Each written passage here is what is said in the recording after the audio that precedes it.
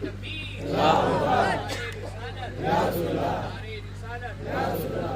के तमाम अफराद से कभी नारे तकबीर, नारे रिसालत, मसलके आला हज़रत, आमदे हुजूर हस्ताने मिल्लत, यादगारे मशाइख़े अहले सुन्नत, शहज़ादे सरकारे मसूदी शरीफ। सुभान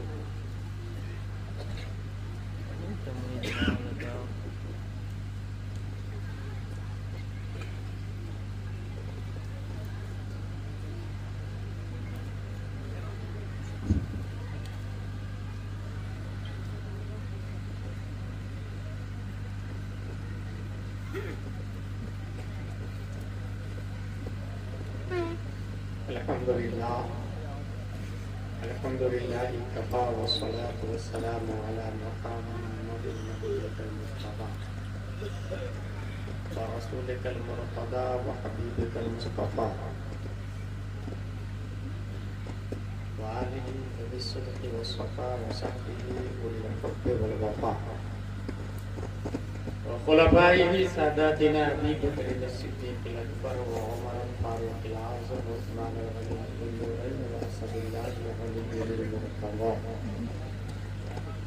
ववलदिल इमाम हसन मुज्तबा व सिद्दीक़िल इमाम हुसैन जाफ़री करबी वल बला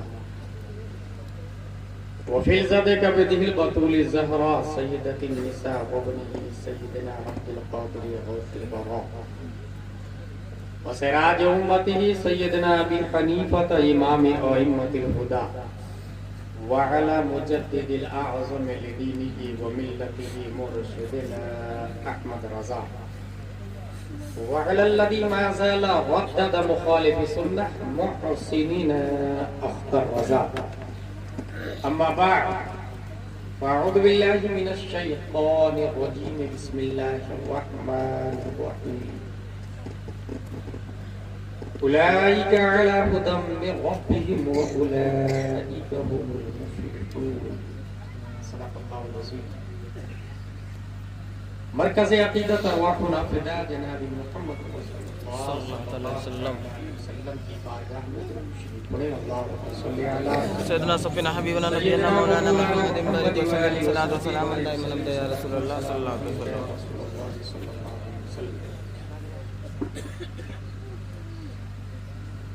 पहले हुजूर हसन मिल्लत के हवाले से एक बात बता दूं,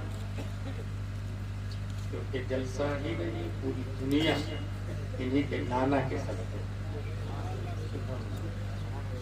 इमाम इश्क़ मोहब्बत ने ये कहा कि अहले सुन्नत का है बेड़ा पार अस्हाबे हुजूर नज्म, और नाम है हुज़ूर सल्लल्लाहु अलैहि वसल्लम फरमाते इन्ना मिथला अहले बैती मिथलु सफीनति नूह मन रकिबहा नजा व मन तखल्लफ अन्हा हलक। मेरी औलाद की मिसाल नूह अलैहिस्सलाम की कश्ती की तरह।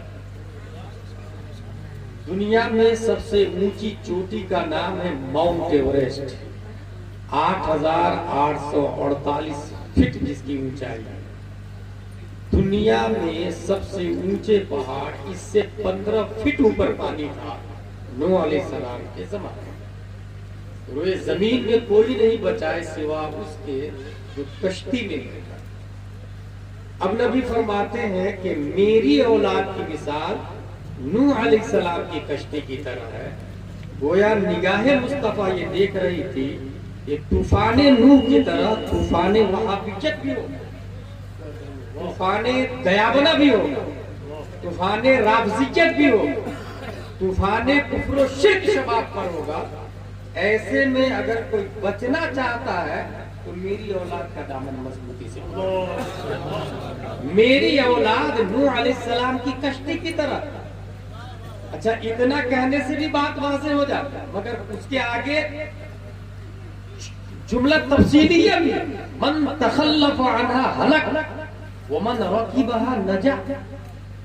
नजात वही पाएगा जो सवार होगा, बर्बाद वही होगा जो पीछे रह जाएगा बैठने से।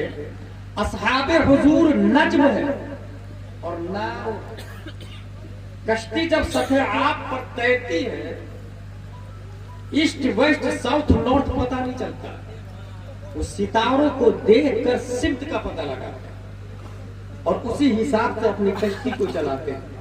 अगर आसमान से सितारों को गायब कर दिया जाए तो कोई कश्ती साहिल तक नहीं पहुंच सकती। आसमान से स्टार को हटा दिया जाए तो कोई कैप्टन टाइटैनिक को किनारे तक नहीं ला सकता, क्योंकि ये सितारे रहबर का काम करते हैं, गाइडिंग का काम करते हैं। सहाबा सितारे हैं, कश्ती औलादे मुस्तफा, कैप्टन का जिक्र नहीं है। स्टार सहाबा है, कश्ती औलादे मुस्तफा, कैप्टन मजबूत है। यहीं से ये पता चला कि हर सैयदजादे के हाथ पे हाथ नहीं देना, हमें ये देखना होगा कि वो कैप्टन मसलके आला हजरत वाला है या नहीं। अगर मसलके आला हजरत वाला कैप्टन है तो शौक से उस कश्ती पर बैठ जाए, और अगर मसलके आला हजरत वाला कैप्टन नहीं है तो अगरचे वो सैयदजादे हैं, मिल हैसो हुआ काबिले ताज़ीम तो हो सकते हैं, मगर काबिले इत्तिबा वही होगा जो मसलके आला हजरत का आला पढ़ता है। ये फतावा रज़विय्या से मुस्तफा है भी थी। उसमें हम लोग हाजिर हैं, इसलिए हमारी गुफ्तगू के 2 डॉट होते हैं। उर्स कहां से साहिबे उर्स कैसे बने? उर्स क्या कुरान शरीफ में आया? आरिफ बिल्लाह बाबा शाह मलंग के उर्स में हम लोग आते हैं। एंड रासी उर्स हदीस शरीफ में, फिक्र में, और ये आपके सामने भी सवाल हो सकता है। अगर आप लाखों उर्स कर चुके हैं, बरसों से मना रहे हैं, मगर यू हैव एनी प्रूफ? सबकी आपसे पूछ सकता है क्या आपके पास कोई दलील है? Today I will prove yes the word of Urs came in holy hadith. Urs आया हदीस शरीफ। एक इंसान जब मरता है उससे पहला सवाल होता है मन रब, हु इज योर लॉर्ड, तुम्हारा रब। जवाब यस में दे या नो में दे, नंबर 0 भी नहीं मिलता। उससे दूसरा सवाल होता है मा दीनुका, व्हाट इज योर रिलीजन, तेरा मजहब क्या, दीन क्या? जवाब दिया दीन इस्लाम, मैं मुसलमान हूं। That is clear. उसका रब अल्लाह है, उसका दीन मुसलमान है। अब तो आवाज आना नहीं चाहिए जन्नत से, गैब से, he is my servant, open the door of paradise, we are the trace of paradise, but no. तीसरा क्वेश्चन मा कुंत तक़ूलु फी हक़ हाज़ा रजुल, what was saying about this man. हादा इसमें इशारा करीब के लिए आता है, गाली का दूध के लिए आता है। हादा का लफ्ज आया हाज़ा रजुल, इस मर्द के बारे में। और तमाम तर बुखारी के शुरुआत, मुस्लिम के शुरुआत में ये लिखा है कि हादा का मुशारुन इलैह और अर रजुल का मिस्दाक हजरत मोहम्मद मुस्तफा सल्लल्लाहु अलैहि वसल्लम। इस मर्द के बारे में आप क्या कहते थे? पास्ट कंटिन्यूअस का सेवा है। इस मर्द के बारे में क्या कहते हैं? सवाल यह है कि अगर उसने कह दिया रब्बी अल्लाह तो दूसरे सवाल की जरूरत क्यों थी? इसलिए कि रब्बी अल्लाह, रब्बी अल्लाह ये जवाब सिर्फ और सिर्फ मुसलमानों का नहीं। आप जाके इसके बाप का नाम ये है, दादा का नाम ये, परदादा का नाम ये, इला अशीरतिही, खानदान दर खानदान का नाम आता है। अब अगला जुमला देखिए, उसका नाम है, उसके बाप दादा परदादा का नाम है, उसके खानदान दर खानदान का नाम है। अब प्यारे नबी इरशाद फरमाते हैं वो उसब्बितहु इंदी फी सहीफतिल बैदा, मैं उस दुरूद शरीफ को सफेद रजिस्टर महफूज कर लेता हूं।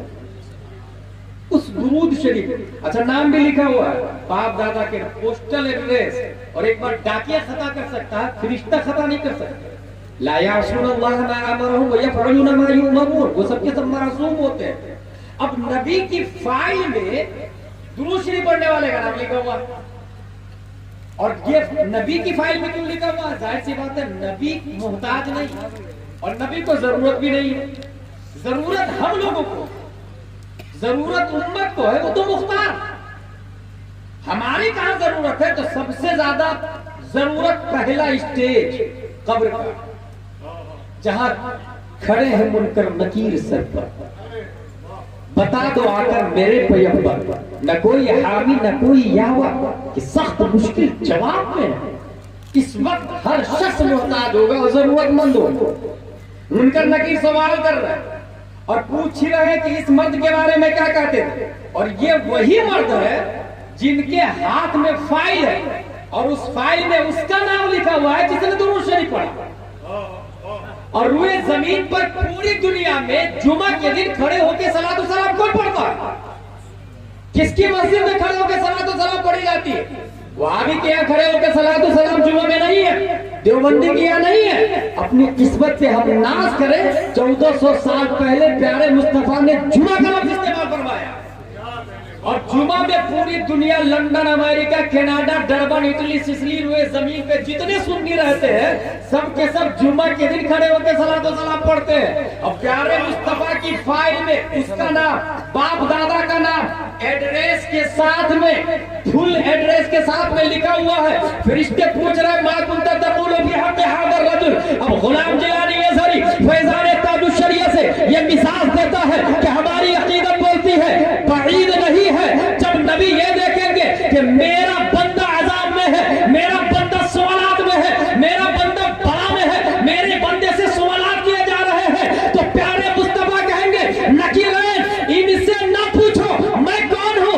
क्योंकि मेरी फाइल में नाम लिखा हुआ है, ये है, बाप का नाम ये है, दादा का नाम ये है, परदादा का नाम ये है। इनसे ना पूछो मैं कौन हूं, मुझसे पूछ लो ये कौन है। नारे तकबीर, नारे रिसालत, इल्मे हक, पैगामे हक, मोहब्बते हक, नारे तकबीर, नारे रिसालत। इस मोमेंट की तर्जमानी जब बराइली का इमाम करता तो कलम से कहता, लिख बंदा आजाद शुदा है ये हमारे दर का, कैसा लेते हो हिसाब, इसमें तुम्हारा क्या है? फिर मुझे दामन अक़दस में छुपा ले सरवर और कहे चलो हटो, इसमें तकाजा क्या है? तीनों सवालों का जवाब दे दिया तब आवाज आएगी। उसकी दलील आ रही, नम खनौमतिल उरूस, सो जा जैसे दुल्हन सोती है। उरूस का लफ्ज आया और उरूस मुश्तक है। मुश्तक उसको कहते हैं जो दूसरे से बने, मस्दर वो है जिससे कोई बने। जैसे अल इल्म मस्दर है, इससे आलिम बना, अल फज़ल मस्दर है, इससे फाजिल बना। उरूस मुश्तक मस्दर है उर्स। अरीस इसी से बना, अरीस कहते दूल्हा को और उरूस कहते दुल्हन को, और ये दोनों बने हैं उर्स से। ये दोनों उर्स से बने। जब तक उर्स नहीं अरूस नहीं, जब तक उर्स नहीं अरीस नहीं, पता ये चला लफ्ज़ उर्स मुश्तक की सूरत में हदीस शरीफ के अंदर मौजूद है। मगर हाँ, ऐ मुअतज़िला, ऐ अहले हदीस, ऐ वहाबिया, ऐ दयाबना, अगर तुझे दलील चाहिए तो इसी में जाहिर है। उर्स तो मुश्तक की सूरत में हदीस में आया है, मगर ये आया उसी के लिए है जो तीनों सवालों का जवाब दे देता है। अब पता चला अशरफ अली थानवी का उर्स क्यों नहीं होता, क्योंकि तीनों सवालों का जवाब नहीं दिया है। रशीद अहमद गंगोही का उर्स नहीं होता, तीनों सवालों का जवाब नहीं दिया। कासिम नानोतवी का उर्स नहीं होता, तीनों सवालों का जवाब नहीं दिया। खलील अहमद अम्बेडकरी का उर्स नहीं होता, तीनों सवालों का जवाब नहीं दिया। तीनों सवालों का जवाब गौसे आजम ने दिया है। आज भी 11वीं की धूप मची रहती है। तीनों सवालों का जवाब गरीब नवाज ने दिया है। आज भी छठी शरीफ मनाई जाती है। तीनों सवालों का जवाब बरेली के अहमद रजा खान ने दिया है। आज भी शान शान से उर्स मना रहे हैं।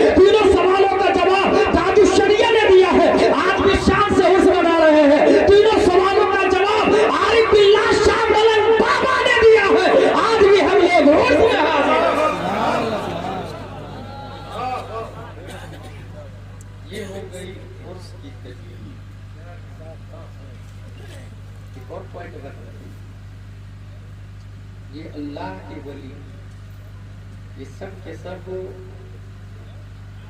सिग्नल इलाही, जितने अल्लाह के वली सिग्नल इलाही। और उसको इजीली समझने के लिए मैं ये मिसाल देता हूं कि जिस तरह आप गोंडा से लखनऊ जाएंगे, रास्ते में बोर्ड लगा होगा, अब यहाँ से 100 किलोमीटर धीरे धीरे आगे बढ़े, लिमिटेशन स्पीड की होगी, कहीं लिखा होगा please drive slow because danger zone.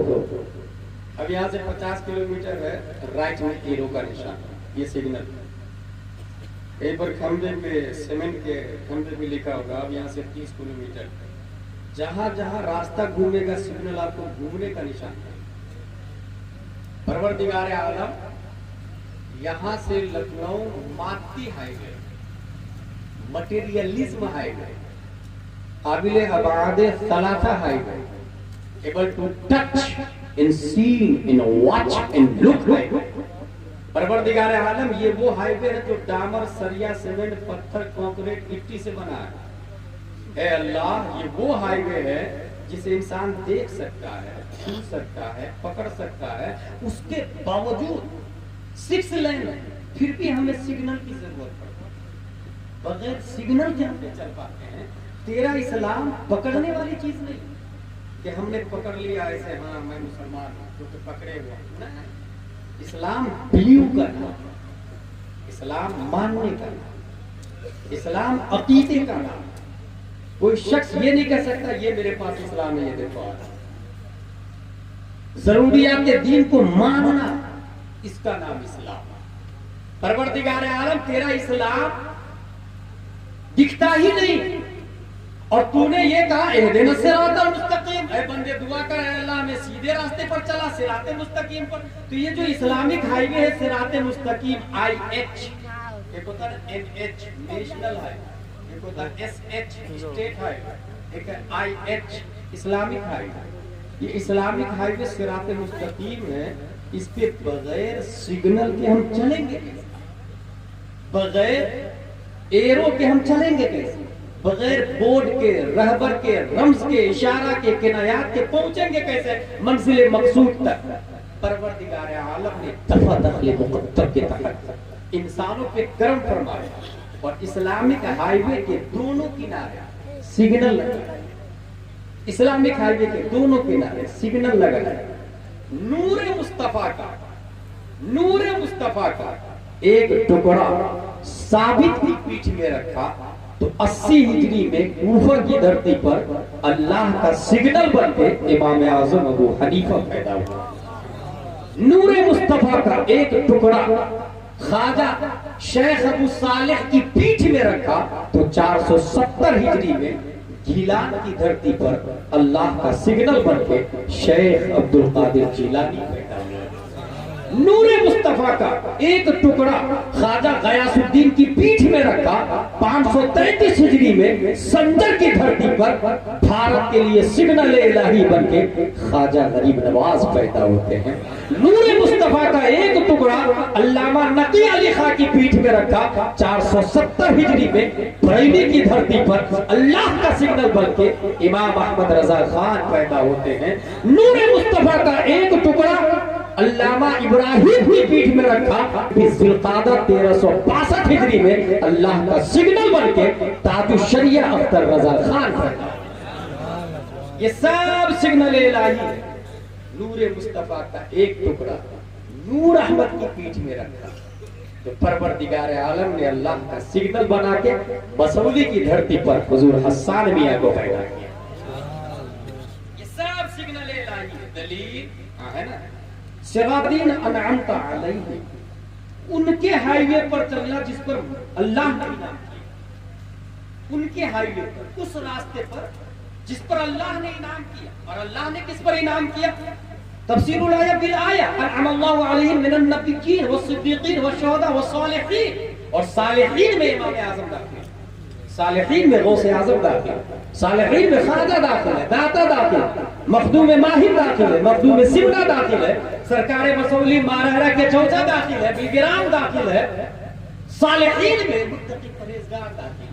अब यहाँ एक सवाल होगा कि जब ये सिग्नल इलाही है तो जब हम गोंडा से लखनऊ जाते हैं तो ऐसा तो है नहीं सिर्फ सुन्नी सिग्नल को देखता है, वहाबी भी सिग्नल को देखता है ना भाई, देवबंदी भी सिग्नल को देखता है, काफिर भी सिग्नल को देखता है।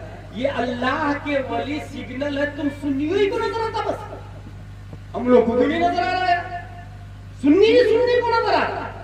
ये वाला सिग्नल तो सबको दिखता है और अल्लाह के वली इस्लामिक हाईवे पे सिग्नल है, ये सिर्फ सुन्नियों को देखता है, बरेलवियों को देखता है, मसला के हालत वाले को देखता है। तब उसको कहेगा ब्रो तुम गौर करो जरा सिग्नल पर, जो गोंडा और लखनऊ के हाईवे पर जो सिग्नल लगे हैं, रात की तारीकी में अगर आप चल रहे हैं अपने फॉर्च्यूनर से या ऑडी से, तो वो सिग्नल उसी वक्त नजर आएगा जब आपकी गाड़ी में लाइट लगी। ट्रक से सिग्नल रात में उसी वक्त दिखता है जब ट्रक का हेलोजन काम कर रहा हो। एक्टिवा हो या टोयोटा हो या स्कॉर्पियो हो, अगर गाड़ी की लाइट खराब है तो फिर सिग्नल नजर नहीं आएगा। सिग्नल को देखने के लिए गाड़ी में लाइट चाहिए। बात वाज़ेह हो गई, इस्लामिक हाईवे पर अल्लाह के वली सिग्नल इलाही है, देखने के लिए छाती में ईमान की लाइट चाहिए और ये सिर्फ सुन्नियों को नजर आता। इस बात की दलील है ईमान की रोशनी परवरदिगार आलम ने अहले सुन्नत व जमात को अता फरमाई। नारे तकबीर, नारे रिसालत, मज़हब इस्लाम, परचम इस्लाम, हक्कानी इस्लाम, नारे तकबीर, नारे रिसालत।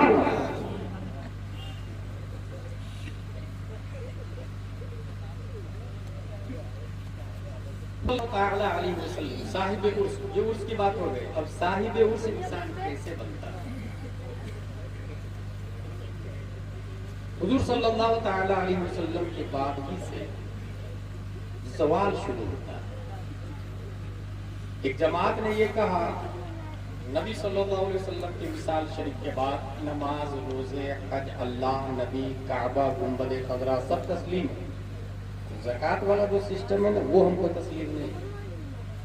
हजरत उमर फारूक आजम मौजूद थे, अबू बकर सिद्दीक रज़ियल्लाहु अन्हु तलवार उठा के जंग करने के लिए जाते। हजरत उमर कहते हैं उन लोगों से जंग करेंगे तो अल्लाह क्या कर रहा है, चलो मैं तो ये बोल रहा हूँ। उमर इस्लाम लाने से पहले तुम बहादुर थे, इस्लाम लाने के बाद क्या बुज़दिल हो गए? तुमको नहीं जाना, मत जाओ, मैं जाऊंगा। हजरत अबू बकर आगे बढ़ते हैं तो हजरत उमर फारूक आज़म पीछे। जंग होती है, मौत में घाट उतार दिए जाते हैं, कुछ लोग तौबा करके वापस आ जाते हैं। इतने बुरे हालात आए कि लोगों ने हजरत उमर को कत्ल कर दिया, हजरत उस्मान को कुरान शरीफ पढ़ते हुए लोगों ने कत्ल कर दिया, हजरत अली को कत्ल कर दिया। नौबत बहीजा रसीद के 61 हिजरी में हुए जमीन पर पूरब से पश्चिम और दक्षिण से लेकर उत्तर तक जितने अच्छे लोग थे, खानदान के एतबार से भी, तहारत और तकद्दुस के एतबार से भी, इबादत और रियाजत के एतबार से भी, इल्म और फज़ल के एतबार से भी, उन सब के सब को करबला में लाके शहीद कर दिया गया। ये सवाल का हाल मरवानियों का दौरा है। ये मरवान वही शख्स है जिसने सबसे पहले कत्ल हुसैन का मशवरा दिया। अब सोचे मुसलमान कितने कमजोर होते चले। कलमा पढ़ने वालों ने काबा को ढाने का प्लान बना लिया, गुंबद खजरा की हुर्मत को पामाल किया, मस्जिद नबवी की हुर्मत को पामाल किया।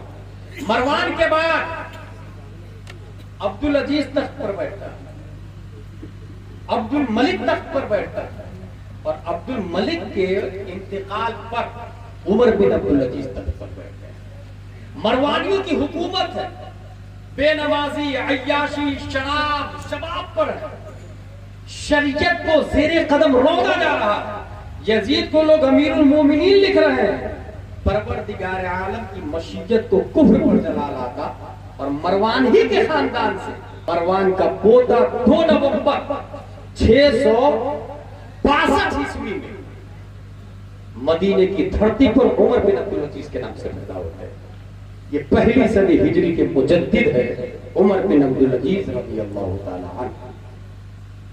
तख्त पर बैठते ही सबसे पहले उन्होंने कहा मेरे लिए सिक्योरिटी है, उसको हटा दिया जाए। घोड़े थे उनको हटा दिया जाए। प्रिंस लाइफ जी रहे थे, सबको तलाक दे दिया। बीवी के पास बेशुमार जेवर है, बीवी के पास आते और कहते हैं do you love me? If yes then remove your jewellery and put it in battle. आपके पास जो जेवर है, अगर आपको मुझसे प्यार है तो इसको बैतुल माल के हवाले कर दे, और इससे प्यार है तो मैं आपको आजाद करने के लिए तैयार हूं। अगर जेवर से प्यार है तो मैं आपको आजाद करने के लिए तैयार हूं, और अगर मुझसे प्यार है तो जेवर को बैतुल माल के हवाले।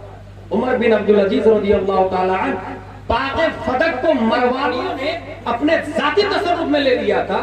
ये उन्हीं की नस्ल से उमर बिन अब्दुल अजीज है, उसे छीनकर मसरफ साबिक से लाग कर दिया। उमर बिन अब्दुल अजीज रज़ियल्लाहु ताला अन्हु, अगर मुख्तसर बताऊं तो ये है कि नाना मरवान, दादा मरवान इतना बड़ा कमीना, इतना बड़ा मरदूद और जहन्नमी, पोता इतना अच्छा कैसे? दादा मरवान जो कत्ले हुसैन का मशवरा दिया, जिसके जहन्नमी होने पर सबका इत्तेफाक, मगर ये पोता इतना अच्छा कैसे हो गया? ये अच्छाई कहां से आई? इस सिलसिले में पढ़ते पढ़ते पढ़ते एक बात समझ में आती है। हजरत उमर फारूक आजम रज़ियल्लाहु अन्हु रात में गश्त कर रहे हैं।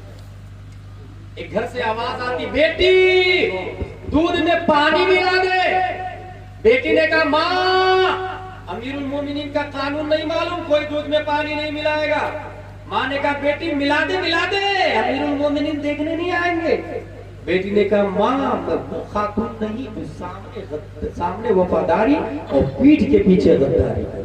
उमर फारूक ने घर को नोट कर किया गया और सुबह बुलाया गया तो पता चला दूध बेचकर जिंदगी गुजारती। अपने बेटों से कहा तुम में से जो चाहे इसके साथ निकाह कर ले, जो चाहे। हजरत आसिम बिन उमर अब्दुल खत्ताब तैयार होते हैं निकाह के लिए, और दूध बेचने वाली को मलिका बनाते हैं। मलिका यके उमर के आजम उसकी नाम, जिन्होंने 17 लाख मील पर हुकूमत करने वाले अलेक्जेंडर को सिकंदर आजम कहा जाता है, जबकि उमर फारूक आजम की 22 मुरब्बा मील पे हुकूमत करने वाले हाकिम की बहू बना लिया गया है। हजरत आसिम बिन उमर अब्दुल खत्ताब निकाह फरमाते हैं, उनसे एक साहबजादी पैदा होती है जिसका नाम था उम्मे आसिम, और उसी साहिबजादी के पेट जो बच्चा पैदा होता है उसी को उमर बिन अब्दुल अजीज कहा जाता है। पता चला कि अल्लाह ने नानी की सदाकत की बुनियाद पर नवासा को मुजद्दिद बना के पैदा किया। नानी दूध में पानी नहीं मिला रही थी तो नवासा मुजद्दिद बना। नानी दूध में पानी नहीं मिला रही। अब अगर हम बलरामपुर में चाहते हैं कि हमारे यहाँ भी कोई मुजद्दिद हो, तो नानी पर लाजिम है कि दूध में पानी मिलाना छोड़, जिस्म छोड़, फुजूर छोड़ दे, फिस्क छोड़ दे, फाहिश छोड़ दे, सदाकत मुस्तफा का दामन थाम ले। जो अल्लाह पहली सदी हिजरी में उमर बिन अब्दुल अजीज को पैदा किया है, वो अल्लाह आज भी उमर बिन अब्दुल अजीज को पैदा करने पर कादिर है। वो हर सदी में मुजद्दिद को पैदा फरमाता है। ये है उमर बिन अब्दुल अजीज साहिब उर्स, जिनके तकवा का ये हाल है कि बैतुल माल का इत्र जा रहा था तो आपने कहा हुजूर आप ले नहीं रहे, ये तो खुद आ गई, हराम खुद से आई। इसका क्या महत्व है? ये तकवा का हाई मेरे उमर बिन अब्दुल अजीज रज़ियल्लाहु ताला। एक दूसरे साहिब उर्स की बात बताओ। सीधे भारत में है, भारत की धरती है। कलमा ला इलाहा इल्लल्लाह मुहम्मदुर रसूलुल्लाह सल्लल्लाहु अलैहि वसल्लम है।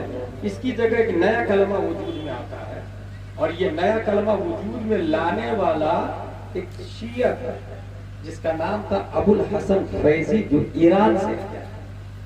इस कलिमा को चेंज करके दूसरा कलमा लॉन्च किया इंडिया के मार्केट में, और वो कलिमा था ला इलाहा इल्लल्लाह अकबर जलालुद्दीन खलीफतुल्लाह माज़ल्लाहि रब्बिल आलमीन। बाज़ाब्ता संविधान बनाया गया दीन इलाही का। 9 रतन उलमाए किराम बैठ के नियम बनाए बाज़ाब्ता कि इस दीन की नश्र इशाअत कैसे हो। कोई शख्स अल्लाह तक पहुंचना चाहता है तो वो मुस्तफा का वसीला नहीं लेगा, अकबर का वसीला लेगा। अल्लाह और उस बंदे के दरमियान वास्ता का काम अकबर जलालुद्दीन करेगा। ये बाज़ाब्ता नियम में पास कर दिया गया और बहुत स्पीड से दीन इलाही चल रहा है, बहुत स्पीड से। परवरदिगार आलम भारत से दीन इलाही को खत्म कर दिया।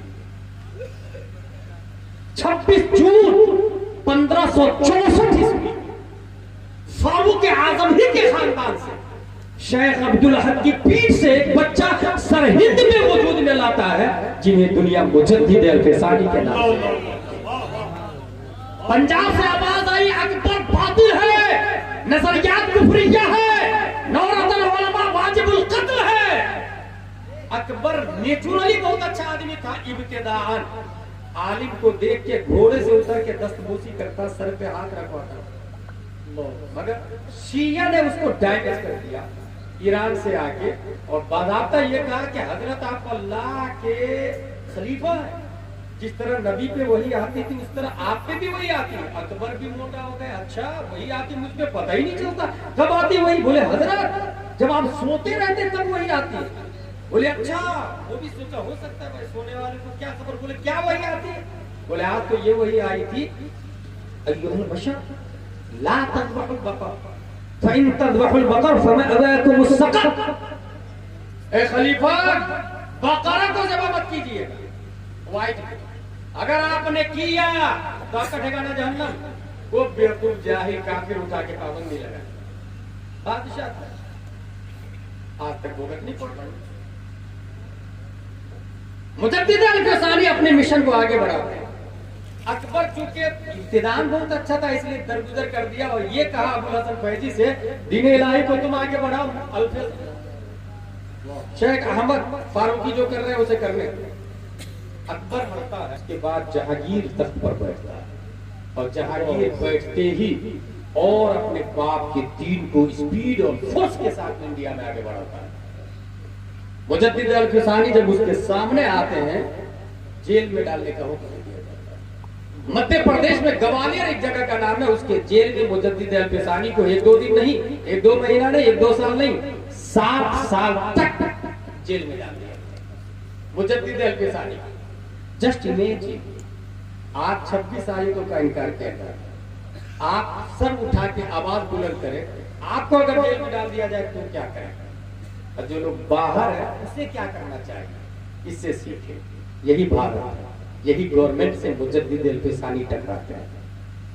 जहांगीर ने जेल में डलवा दिया, मुजद्दिद अल-फिसानी जेल में मायूस नहीं होते। उनकी बीवी जाके टार्चर नहीं करती, रिश्तेदार जाके टार्चर नहीं करती। आपको क्या जरूरत है ये सब करने की? और भी लोग थे ना। नहीं, मुजद्दिद अल-फिसानी सबसे पहले मुसल्ला बुलवाते हैं, कुरान शरीफ बुलवाते हैं, नमाजें पढ़ते हैं वक्त पर कुरान शरीफ पढ़ना शुरू किया। अलिफ लाम मीम सयकून तिलकर रसूल लन तनाल वल सनात ला युहिब्बु व इदा समिअ वलौ अन्ना काल माल व अलम यातदिरु मा मिन ताबा। 3 महीने में मुजद्दिद अल-फिसानी पूरे कुरान का हिफ्ज कर लेते हैं। 3 महीने में पूरे कुरान का हिफ्ज कर लेते हैं। जेल में काफिर भी लोग थे, मोमिन लोग भी थे।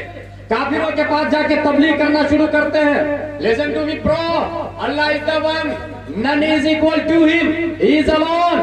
Allah has no father, no mother, no sons, no daughter, no hand, no eyes, no mouth, no face, no materials. Allah is the one creator all the world. Allah तबारक व तआला एक है। We have to pray him only, only, only. सिवाय अल्लाह के किसी और की इबादत जायज नहीं है। वो माँ बाप से पाक है, उसको किसी ने पैदा नहीं किया। एक तरफ काफिरों में तबलीग करते, दूसरी तरफ मोमिनों के पास जाके कहते हैं सुनो, अकबर के नजरियात बातिल है और रब तक रसाई के लिए अकबर वसीला नहीं है, नहीं जहांगीर वसीला है। अगर वसीला है तो साहिब गुंबद खजरा वसीला है, अगर वसीला है तो आमना का लाल है। अकबर और जहांगीर के बारे में न बुखारी बोलती है, न मुस्लिम में आया, न तिरमिजी में आया, न कुरान की कोई आयत बोलती है। और पूरा कुरान पढ़ लो, मुस्तफा के वसातत पे गुफ्तगू करता है। कुरान की हर आयत नाते मुस्तफा की बातें करता है। या अय्युहल्लज़ीना आमनू तक़ुल्लाह वब्तगू इलैहि वसीला अतीउल्लाह व अतीउर रसूल फअतबिरू या उलिल अब्सार। कुरान की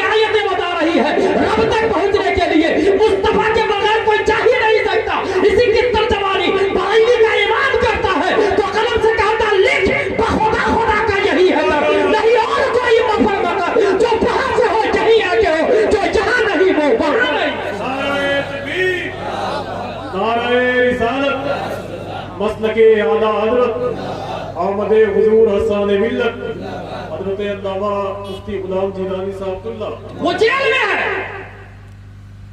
वाह खाने खाना माबद से, आजम खान पेशावर से,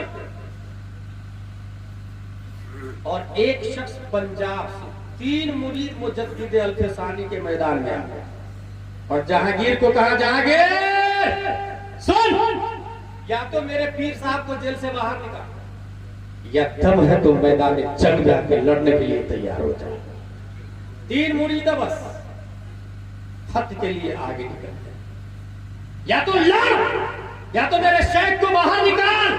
जहांगीर ने भी सोचा अच्छा मौका भी है, गोल्डन चांस, खत्म कर देते हैं, 3 ही तो है, उसके पीछे चंद लोग और आएंगे। मैदान में आने के लिए जहांगीर तैयार हो, हाथी घोड़े फौज नेज़े बर्छियां तलवार, मगर उसे पता नहीं था हाथी इनके पास है, बर्छियां इनके पास है, कुरान उनके पास है, नेज़े इनके पास है, अखलाके मुस्तफा उनकी तरफ है। फौज की क्वांटिटी में आ गया, जंगे बद्र की फजीलत नहीं पड़ी उसने, कम मिन फिअतिन कलीला गलबत फिअतन कसीरा का तेवर नहीं देखा, मैदान जंग में आ जाता है। तारीख ये बताती है वो 3 मुरीदों ने जहांगीर की फौज को मौत के घाट उतार दिया, फौज भाग गई, जहांगीर गिरफ्तार हो जाता है। 3 मुरीद लेटर लिखते हैं, पीर साहब को मुजद्दिद अल-फसानी को ग्वालियर, हुजूर हुजूर बाहर आइए, जहांगीर को गिरफ्तार कर लिया हमने, आप कहे तो मार डालूं इसको, हुकूमत हिंद संभालिए, कुर्सी पर बैठिए, आप जैसा कहेंगे वैसा ही चलेगा। अब क्योंकि जहांगीर को हमने गिरफ्तार कर लिया है, मुजद्दिद अल-फसानी जेल ही से खत का जवाब देते हैं, सुनो मेरे मुरीदो, मैं लड़ा हूँ सियासत के लिए नहीं, मैं लड़ा हूँ कुर्सी के लिए नहीं, मैं लड़ाई किया हूँ हुकूमत के लिए नहीं, मैं दुनिया की वजह से लड़ा नहीं हूँ, मैं तो अल्लाह उसके रसूल की रजा के लिए लड़ा हूँ। हुकूमत हिंद सियासत हिंद जहांगीर को दे दो, मगर हाँ ये कह दो उससे कि आइंदा कभी मिशन मुस्तफा के आने आया तो फिर वो दोबारा नजर नहीं आएगा, उसे ताकीद कर दो, एग्रीमेंट कर लो। एग्रीमेंट हुई, लिखा पढ़ी हुई, हिंदुस्तान की सियासत जहांगीर के हवाले, निजाम मुस्तफा मुजद्दिद अल-फसानी के हवाले। इस तरह इस्लाम हम तक पहुंचा और करीब आ जाता है। अब 14वीं सदी साहिब उसकी हर सदी का अगर मैं नाम लूं तो उमर बिन अब्दुल अजीज पहली सदी के, दूसरी सदी के इमाम मोहम्मद बिन इदरीस शाफई है, तीसरी सदी के मुजद्दिद इमाम अबुल हसन अशअरी है, चौथी सदी हिजरी के मुजद्दिद इमाम अबू हामिद अल अस्फराइनी है, 5वीं सदी हिजरी के मुजद्दिद इमाम गजाली है, 6वीं के इमाम फखरुद्दीन राजी है, 7वीं के इमाम तकीउद्दीन अल इराकी है, 8वीं के इमाम ज़ैनुद्दीन है, 9वीं के अल्लामा जलालुद्दीन सुयूती है, 10वीं के मुल्ला अली कारी है, 11वीं के मुजद्दिद अल-फसानी है, 12वीं के औरंगजेब अलैहिर्रहमा, 13वीं के शाह अब्दुल अजीज मुहद्दिस देहलवी है, और 14वीं सदी हिजरी के मुजद्दिद इमाम अहमद रजा खान।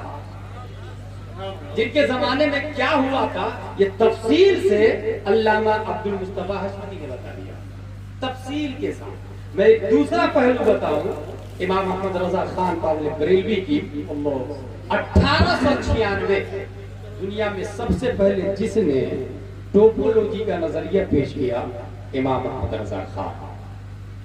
1908 ईस्वी दुनिया में सबसे पहले जिस साइंटिस्ट ने leprosy non communicable disease, corona मुतअद्दी है या लाजिम फैलता है कि नहीं फैलता है, इसकी डिस्कवरी करने वाले इमाम अहमद रजा खान है। 1909 दुनिया में सबसे पहले जिस साइंटिस्ट ने साउंड सिस्टम पर अल-कश्फ शाफिया लिखा, इमाम अहमद रजा खान है।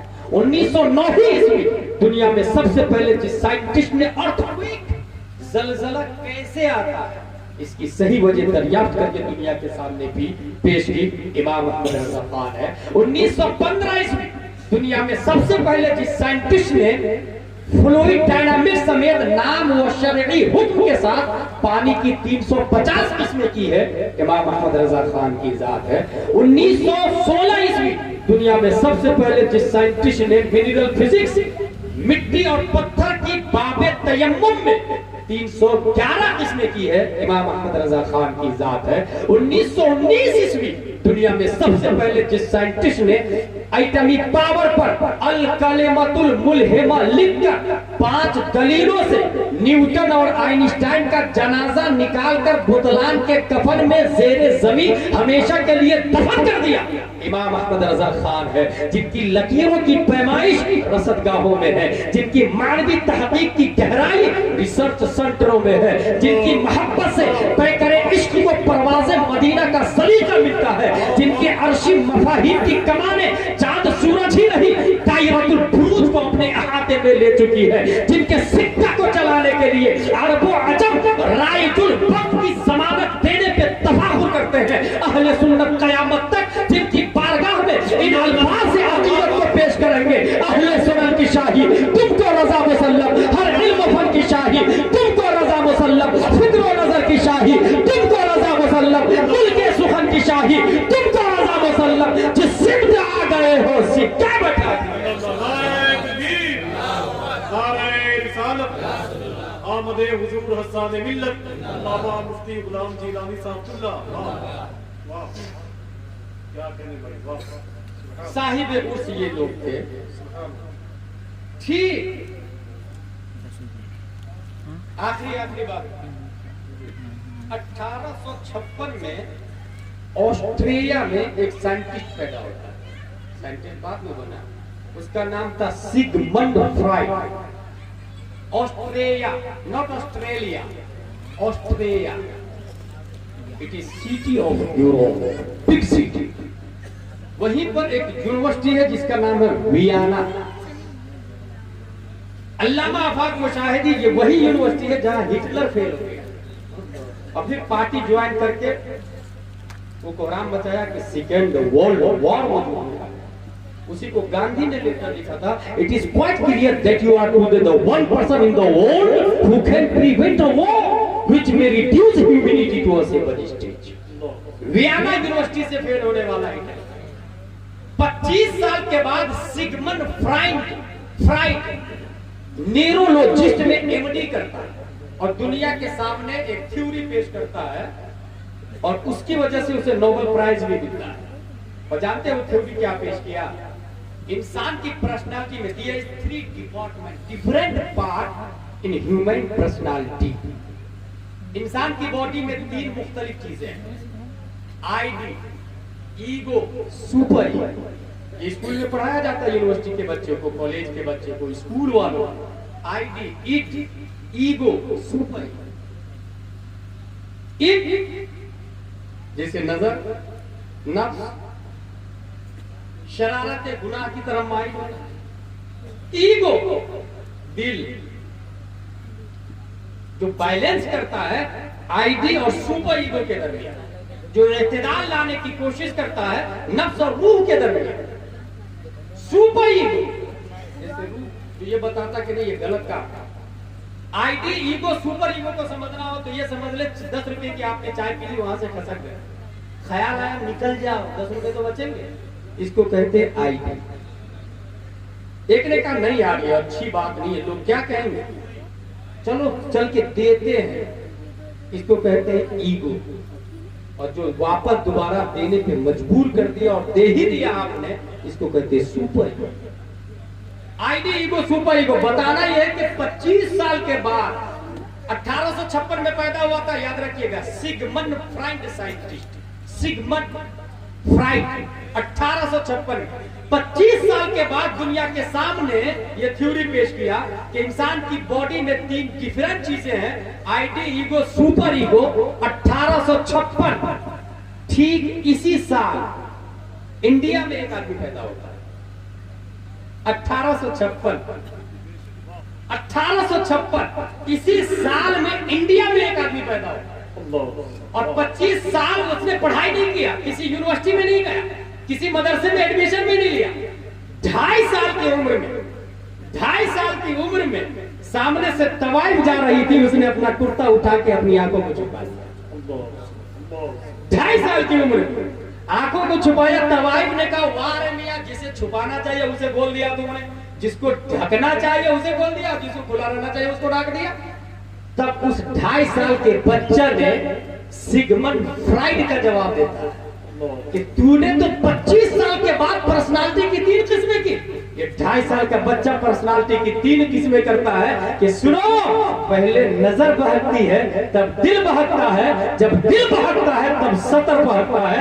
नजर, दिल, सतर, आईटी, ईगो, सुपर ईगो। 25 साल पढ़ने के बाद ऑस्ट्रेलिया का साइंटिस्ट जो नजरिया पेश करता है, भारत का अहमद रजा खान 2.5 साल की उम्र में उस थ्योरी को दुनिया के सामने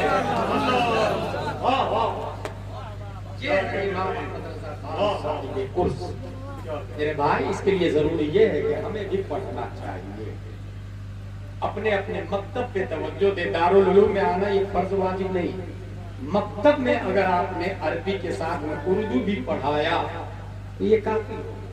मकतब वसीम रिजवी 26 आयतों को हटाने की बात कर रहा, अगर आप उससे पूछे कि कहां से हटा दो, ये जो 2 वर्कों के दरमियान है, 2 तख्ती के दरमियान है ये कुरान शरीफ, अगर इससे 26 आयतों को हटा भी दिया जाए तो हाफिजों के सीने से कौन हटा सकता है?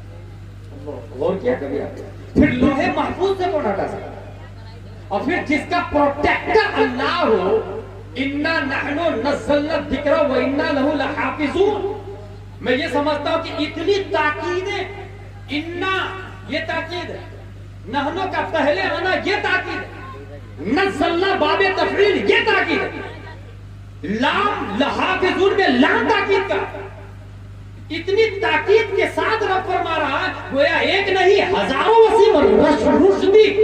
वसीम रुश्दी हजारों आ जाए, इन ताकीद की लहर में बह जाएंगे वो, मगर कुरान की एक आयत का एक नुक्ता भी नहीं मिटा सकते।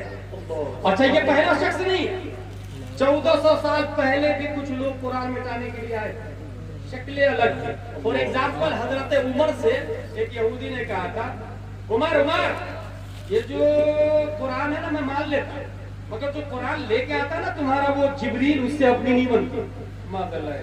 कौन बोल रहा था? एक यहूदी। कुरान मान लेता, जिब्रील से अपनी नहीं बनती। उमर फारूक आजम जवाब देते, मन काना अदुव्वल लिल्लाहि व मलाइकतिही व रुसुलिही व जिब्रील व मीकाला फइन्नल्लाह अदुव्वुल लिल काफिरीन। जो अल्लाह का दुश्मन और जिब्रील का दुश्मन हो, मीकाईल फरिश्ते और रसूल का दुश्मन हो, तो अल्लाह उसका दुश्मन। ये जवाब यहूदी को उमर फारूक ने दिया, रब को इतना पसंद आया कि कुरान की आयत बना दी। ये उमर का जवाब था जो कुरान में लफ्ज ब लफ्ज नाज़िल हुआ। तो ये यहूदी जो गया था, ये वसीम रुश्दी का बाप था, उसी की नस्ल से। उस्मान गनी के जमाने में फलम्मा अताया अहल क़रयतिन इस्ततअमा अहलहा फअतौ में बाग के नुक्ते को हटाने के लिए इसराइली बनी इसराइल पहुंचे उस्मान गनी की बारगाह में, हजरत बाग के नुक्ते को हटा दीजिए, इसमें हमारी तौहीन हो रही है। वो वाक़िया क्या है? मूसा और खिद्र अलैहिस्सलाम एक गांव में गए और गांव वालों से कहा खाना खिला, गांव वालों ने खाना खिलाने से इनकार कर दिया। उसको अरबी में कहते हैं फलम्मा अताया अहल क़रयतिन इस्ततअमा अहलहा फअतौ अन युज़य्यिफू। गांव वालों से कहा जियाफत करो, गांव वालों ने इनकार कर। अब बहु अलिफ जबर बावा जबर बहु का लफ्ज आया, बनी इस्राइल पहुंचे, बा के नुक्ते को हटा दीजिए, उसके ऊपर 2 नुक्ते लगा दे, फातह हो जाएगा तो हमारी तौहीन नहीं रहेगी। उस्मान गनी फरमाते हैं बदले में जान तो दे सकता हूं, कुरान का एक नुक्ता नहीं दे सकता, कुरान का नुक्ता नहीं दे सकता। जमाने में आएंगे और भी लोग कुरान शरीफ को हटाने वाले, मगर उनको बता दीजिएगा अबू जहल चला गया, उतबा चला गया, अबू लहब चला गया, तुम्हारे बाप यहूदी जो उमर फारूक की बारगाह में आए थे वो मर गया, बनी इस्राइल जो उस्मान गनी की बारगाह में गए थे वो मर गया, ये सब के सब मिट गए, तू भी मिटेगा।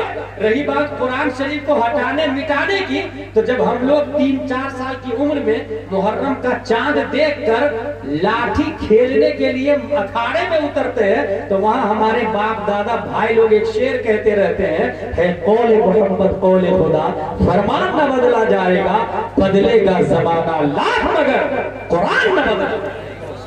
2.5 साल की उम्र में इतना मजबूत अकीदा जब हमें दिया जाता हो, how it is possible you can read the Holy Quran somewhat says परवरदिगार आलम हमें कुरान शरीफ, हदीस शरीफ, फिक्र शरीफ पढ़ने समझने अमल करने की तौफीक अता फरमाए।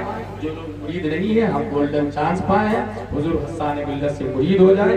बकिया गुफ्तगू अल्लामा आफाक मुशाहिदी कहेंगे, हाँ इनका एक शेर है कि गुमराह नहीं होना चाहिए, और कौन गुमराह नहीं होगा, कौन नहीं भटकेगा। इसके हवाले से अल्लामा आफाक मुशाहिदी बलरामपुर ने बड़ी अच्छी बात कही है, भटक जाए वो राहे हक से, ऐसा हो नहीं सकता। भटक जाए कभी वो राहे हक से, ऐसा हो नहीं सकता।